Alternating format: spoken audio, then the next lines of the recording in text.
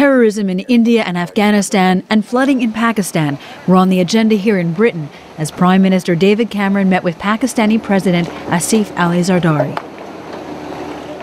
It was all smiles as the two men emerged from Mr. Cameron's country residence.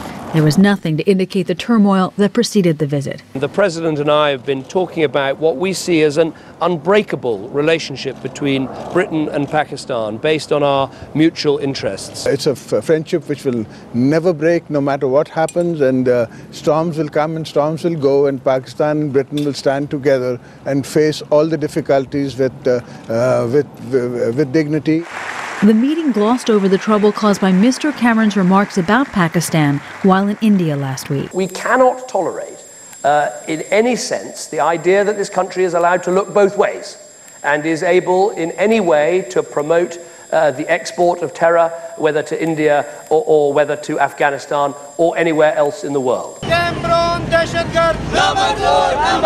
That sparked angry demonstrations both in Pakistan and in Britain, and Mr. Zardari vowed to defend his nation's honor. But he is under fire for being in Europe, with critics accusing him of ignoring his country's worst flooding in 80 years in order to travel abroad. Mr. Zardari's failure to return home has drawn criticism from opposition politicians in Pakistan and members of parliament of Pakistani origin in Britain. At the Pakistan Community Centre in London, volunteers are collecting clothes, blankets and money for flood victims. Chairman Tariq Dar says the president should be focusing on the flooding as well. He made a blunder. He shouldn't have come here, especially in the time of crisis when his people are suffering.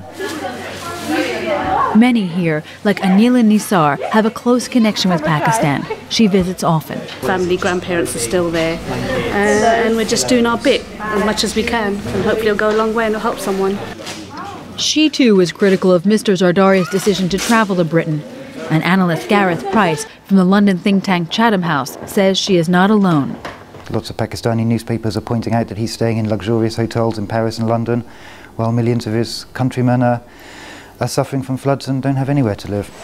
The UN says 4.5 million Pakistanis are affected by the flooding, and aid needs are absolutely daunting. Mr. Zardari returns to a country battered by the elements and struggling to cope.